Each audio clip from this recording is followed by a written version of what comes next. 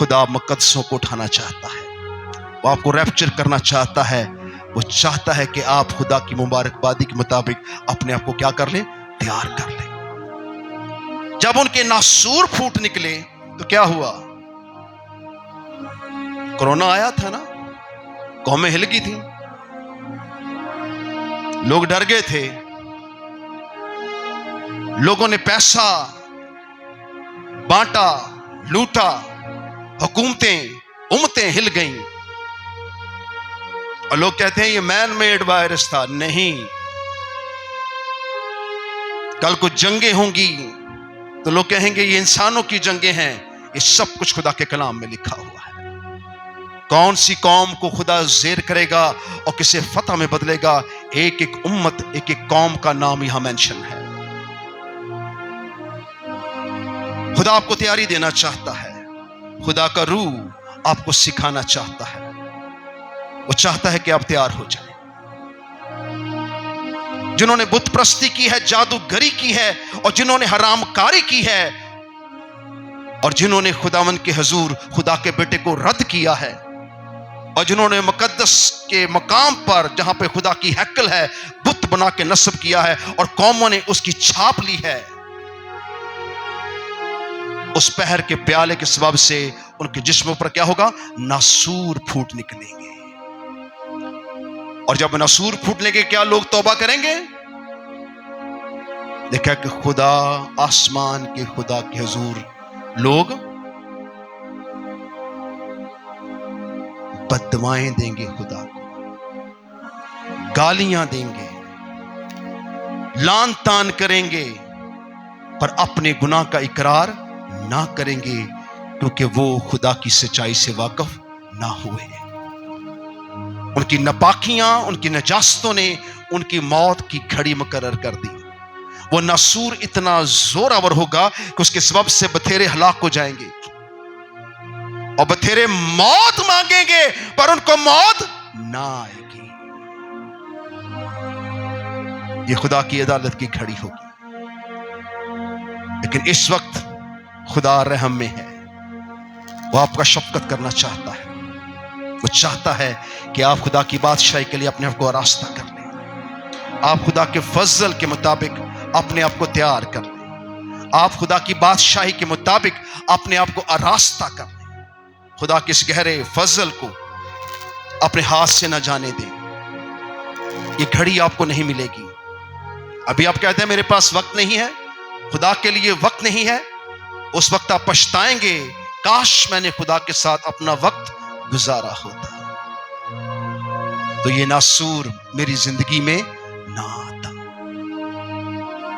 आप मत समझे कि खुदा अदालत नहीं करेगा, पर मुबारक आप हैं जिनकी अदालत हो चुकी है, अपने कदमों पे खड़े होंगे। मैं गहरी बात आपको सिखाना चाहता हूं। आपकी अदालत हो चुकी है, क्योंकि आपके लिए आपके गुनाहों का फिदिया किसने दिया है? यीशु ने। यीशु का फिदिया इतना कुव्वत वाला है कि दुनिया की कोई अदालत आपको मुजरम नहीं ठहराएगी। कोई हथियार तेरे खिलाफ नहीं बनाया गया जो तेरी जान ले ले। कोई वबा तेरे खिलाफ नहीं खड़ी की जाएगी जो तुझे हलाक करे।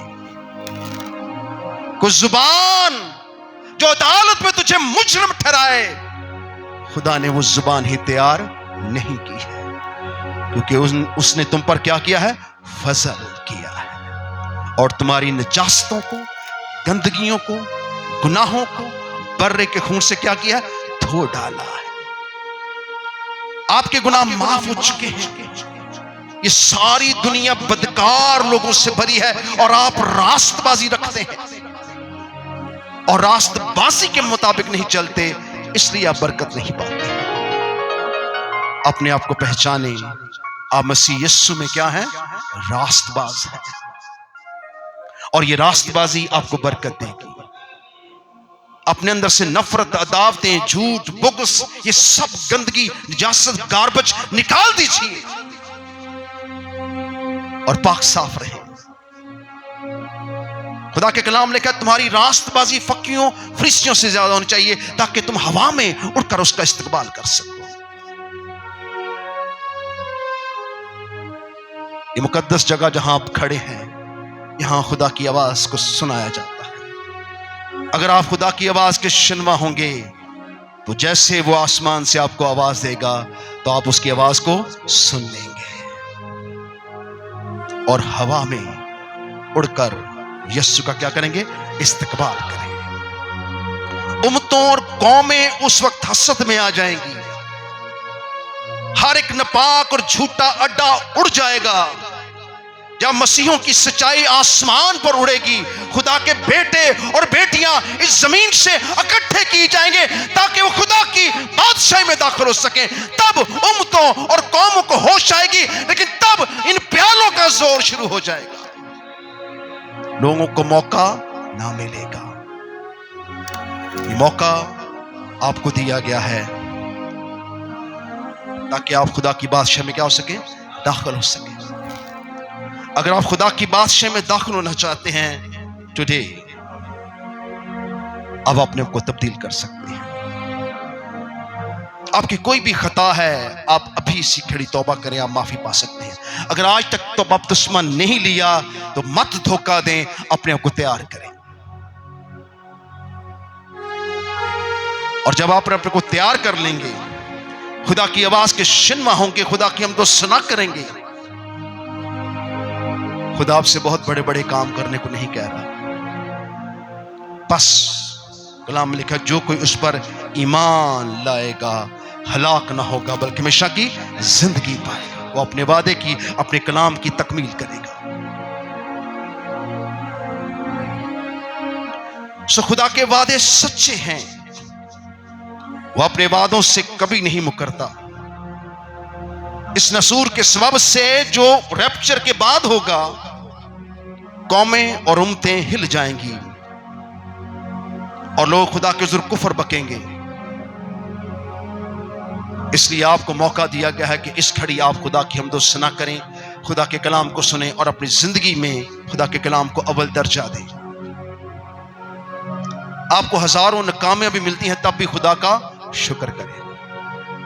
हर कमजोरी पर खुदा का शुक्र करें। जो कमजोरी पर फतह नहीं पाते, आप खुदा से मिन्नत करें कि मुझे इस पर क्या दे? फतह दे। पौलुस रसूल क्या कहता है? इब्लीस का कांटा कब तक मुझे चुभता रहेगा? मुझे इसकी बड़ी दर्द होती है खुदावंद, इस कांटे को मुझसे क्या कर दे? दूर कर दे। उसने कहा, तू जमीन पर रहता है और तू इस कांटे से दुख पाता है, तू निगाह नहीं करता कि मेरा फजल ही तेरे लिए काफी है। सो जमीन पर आप दुख सहेंगे, आपको छोड़ा जाएगा, आपकी इंसल्ट की जाएगी, आपको कमजोर किया जाएगा, आपको नापसंद किया जाएगा। ये सब चीजें आपके लिए बरकत का बाइस है, क्योंकि हम बरकत के वारिस हैं। आपको विरासत में बरकत मिली है। मैं खुदा का फजल करता हूं, मैं जिसके लिए बरकत चाह देता हूं उसे बरकत मिलती है, क्योंकि हम बरकत वाले हैं। ये बात सुन। सो खुदा के इस फजल को रद्द ना करें, जाया ना करें। दूसरी आयत आज मैं ऐड करके इसको अगले जुमे मस्जिद खोलूंगा। मुबारक वो है जो जागता और अपनी पोशाक की क्या करता है? हिफाजत करता है। पोशाक आपके अमाल हैं। अमाल से मुराद ये नहीं कि आपने बहुत बड़े अमाल करने हैं। एक तो हर वक्त खुदा का खौफ रखें और हर वक्त अपने बदन को खुदा की हैकल समझें और अपने इस वजूद से उसको जलाल दे। कोई तेरा कुर्ताले से चोगा भी दे दे, जो कुछ आप यहां लुटा सकते हैं लुटा दें, उड़ना आसान हो जाएगा, जाना आसान हो जाएगा। अपने लिए जमीन पर माल जमा ना करें बल्कि आसमान पर। आसमान से माल यहां प्रस्तिश करेंगे, खुदा का कलाम सुनेंगे तो आसमान का माल आपके पास जमा हो जाएगा। मगर लोग प्रस्तश में नहीं आते, कहते हैं मेरे पास वक्त नहीं है, और खुदा का कलाम कहता है वक्त बहुत नजदीक है। आप इस घड़ी इस वक्त को जाया कर रहे हैं। मसीहों की हम तो सना इतनी जोरावर है कि जब आप जमीन पर गाते हैं तो आसमान भी आपके साथ गाता है। तो क्या मुर्दों की नहीं बल्कि जिंदा खुदा की इबादत करते हैं। यहां आपको बैठने उठने की तमजीद और ताज़ीम होनी चाहिए। आपको इसलिए खड़ा किया जाता है ताकि आप होश में रहें। अगर आप सुस्त कवारियां ही रहना चाहते हैं, मुझे कुछ एतराज नहीं है। जो जान गुनाह करेगी वो सजा पाएगी। उसने आप पर फजल कर दिया, उसने अपना रहम दे दिया, खुदा ने अपना बेटा आपको बख्श दिया है। लेकिन तब भी अगर आप नालायकी करें तो गलती किसकी है? सो गलती ना करें, खुदा की हमद सना करें, प्रस्तश करें, अपने दिलों को चाक करें, अपने लिबास की हिफाजत करें। किसी से नेकी हो सकती है तो करें, किसी से बदी ना करें। बदी के इवज बदी ना करें। एक दूसरे को माफ करो, तुम्हें भी क्या किया जाएगा? माफ किया जाएगा। जब आप जमीन पर किसी को माफ करते हैं तो आपका माफीनामा और बढ़ जाता है। ये गंदगी है हमारे अंदर कि हम एक दूसरे को माफ नहीं करते। इस नजासत से निकलकर आप खुदा की बादशाही में दाखिल हो सकते हैं। खुदा की बादशाही आपके लिए है क्योंकि आपने यीशु को क्या किया है? कबूल किया है। मैंने आपको बताया है कि आप क्या हैं? दुल्हन हैं। आप क्या हैं? और यीशु क्या है? और बराती कौन है? अंबिया। अंबिया बराती हैं। वो यीशु के साथ आपको लेने आ रहे हैं। वो यीशु की दुल्हन को देखना चाहते हैं जो मुसीबतों से निकलेगी, जो गम और दुख की घड़ी में से निकलेंगे, जो इस सारे दुख में से निकलकर अपने आप को खुदा की बादशाही के लिए तैयार करेंगे, जो मुसीबत में कत्ल होकर खुदा के पास जाएंगे, जो इस मुसीबत में बेइज्जत होकर इस दुनिया में जलील और रुस्वा होकर उसके पास जाएंगे। वो दुल्हन का रूप धार लेगी। उसको महीन कतानी कपड़े पहनाए जाएंगे और उसे आसमान के जेवरों से आरास्ता किया जाएगा। एक दुल्हन दूल्हा के लिए बहुत अहमियत रखती है। जितने जल्दी आप पाक साफ हो जाएंगे, रास्तबाजी को पहचान लेंगे, उतनी तेजी से आप आने वाले वक्त रैप्चर के लिए तैयार कर लेंगे। मैं आपको सच कहता हूं, रैप्चर बहुत जल्द होने वाला है।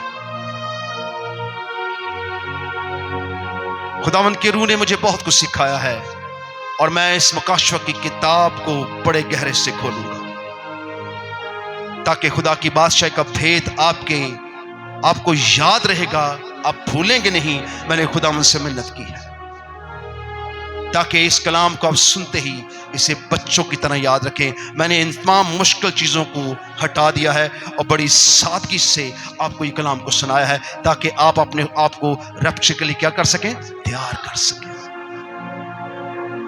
खुदा की बादशाही बातों पे माकूफ नहीं है बल्कि उसके जलाल पर है।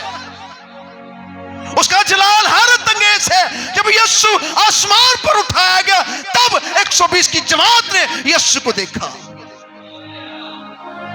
और फिर जाकर उन्होंने क्या दी? गवाही दी कि जो मुर्दों में से वो आसमान पर सौद फरमा गया है। उन्होंने कौमों और उम्मतों के सामने खड़े होकर कहा कि हम जिंदा खुदा की इबादत करते हैं। उन्हें हर कौम, हर कबीला, हर उम्मत के सामने खड़े होकर कहा, उसने कब कहा कि वो मुर्दों का खुदा है? वो तो जिंदों का खुदा है। इसलिए यीशु के आते ही मुर्दे कब्रों से बाहर आ जाएंगे और जो जिंदा है वो तब्दील हो जाएंगे। इस चीज को टीच नहीं किया जाता कि रैप्चर होगा। लोग कहते हैं शायद ये एक ऐसा कलाम है। एलिया रैप्चर हुआ, हनूक रैप्चर हुआ, फिर 120 जमात के सामने यीशु रैप्चर हुआ, और अब उम्मतों और कौमों के सामने यीशु की दुल्हन रैप्चर होगी। हर कौम, हर कबीला, हर उम्मत जानेगी मेरा तेरा खुदा जिंदा खुदा है।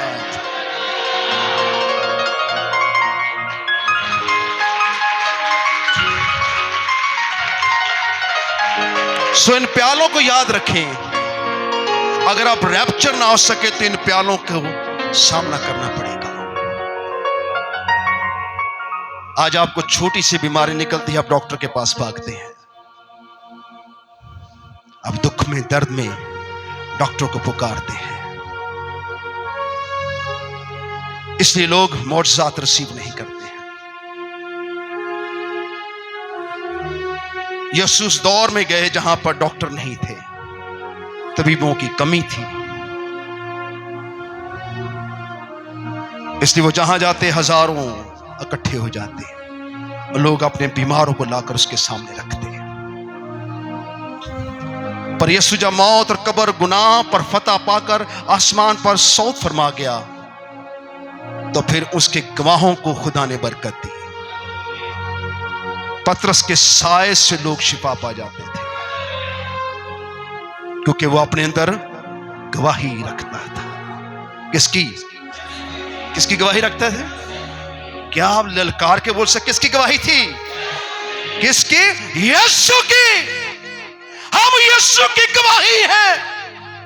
हम गवाह हैं जमीन और आसमान पर कि उसने मौत, कब्र, गुनाह और पुलिस पर क्या पाई है। सो ये ललकार से इब्लीस भी डर जाता है। जानते हैं इब्लीस डरता है?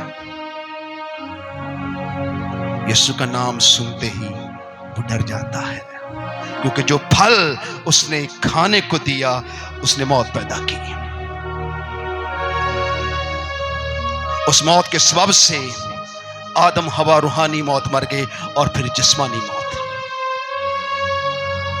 इसलिए उसने कहा खाओ, क्योंकि मेरा बदन फिल हकीकत खाने की चीज है, और जो मेरा बदन खाता और मेरा खून पीता है वो मुझ में और मैं उसमें रहूंगा। ऐ मौत तेरा डंक कहां रहा? मौत फतह का लुकमा हो गई। सो कलीसिया, अगर आप रैप्चर होना चाहते हैं तो आपको मुबारकबादियों को अभी से हासिल करना होगा। इसके मुताबिक अपनी जिंदगी बसर करनी होगी। और अगर आप रैप्चर ना हुए तो इन 7 प्यालों को जिनका मैंने आज जिक्र किया है, इसका सामना करना पड़ेगा। पहला प्याला जब फरिश्ता ने गिराया तो जमीन पर रहने वालों के लिए नासूर फूट निकला, और उस नसूर के सबब से उन्हें मौत भी नहीं आती थी, और वो जिंदगी से और खुदा के हुजूर कुफर बकते थे। अगर आप अपने आप को आज तैयार कर लेंगे तो आपको गुमान भी ना होगा। आप शायद नींद में हो, सफर में हो, खेत में हो, एक ले लिया जाएगा और एक छोड़ दिया जाएगा। आपको उठा लिया जाएगा। जब आपको उठाया जाएगा तब आपको ख्याल आएगा कि मेरा खुदा जिंदा खुदा है।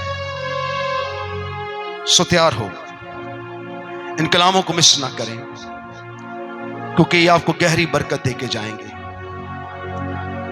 इसके लिए रूह कुदस ने मुझ पर बहुत मेहनत की है। उसने मुझे बहुत कुछ सिखाया है, क्योंकि मैं इस काबिल नहीं था कि इसे बयान कर सकता, लेकिन पाक खुदावंद के लिए जो गहरे में ले जाता है। और जब तक आप गहरे में नहीं उतरेंगे, इस दुनिया को नहीं छोड़ेंगे, आप खुदा की बादशाह में दाखिल नहीं हो सकते। आपने आधा सफर तय कर लिया है, थोड़ा सा सफर बाकी है। आज कितनों को बरकत मिली है? कितनों को बरकत मिली है? क्या आपका नारा जो है आज मुझे पसंद आएगा? अगर मुझे पसंद नहीं आएगा खुदा करूं की तो बहुत दूर की बात है। आइए बुलंद नारे से खुदा के कलाम की ताज़ीम करेंगे। हालेलुया! यीशु के खून में, यीशु नाम में, और मेरे साथ ललकार कर हाथ उठा के बोलेंगे ज़िबा किया हुआ बर्राही इबादत, प्रस्तिश, सजदे, और तमजीद के लायक है। सो अपनी इबादत शुरू करें, अपने खुदा को हर रोज सजदा करें, उसके कलाम को पढ़ें। सिर्फ रोजों में रोजे न रखें, अपनी पकीज़गी के लिए रोजा रखें, क्योंकि उसने आपको सब कुछ दे दिया है। उसने अपना सारा बदन, सारा खून आपके लिए बहा दिया है।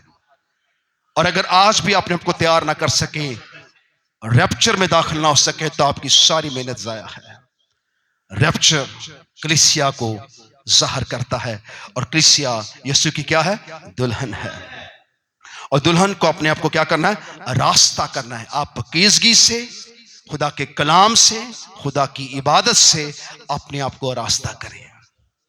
जिंदगी की फिक्र छोड़ दें, जिंदगी फिक्र आपकी खुद करेगी। जिंदगी आपके बारे में फिक्र करेगी, क्योंकि तुम यीशु की क्या हो? दुल्हन हो। वो आपको जमीन, आपको अनाज देगी। आसमान का खुदा आपके लिए मन बरसाएगा, वो किसी चीज की कमी ना रहने देगा। अजमा कर देखो खुदा कैसा मेहरबान है। अपने हाथों को बुलंद करेंगे, एक छोटी सी दुआ के साथ आज के कलाम के इख्तिताम करेंगे। कदूस बरक जिंदा खुदा, आज का कलाम न राख के किनारे गिरे, न झाड़ियों में, न पथरीली जमीन पर। आज का कलाम जरखेज जमीन पर गिरे, जहां से कुछ 100 गुना, 60 गुना, 30 गुना फल लाते हैं, ताकि सारा जिला खुदा बाप, खुदा बेटी, खुदा रूह कुद्दूस को मिले। किस नाम से मांग लेते और पा लेते हैं, आमीन। इस तशरीफ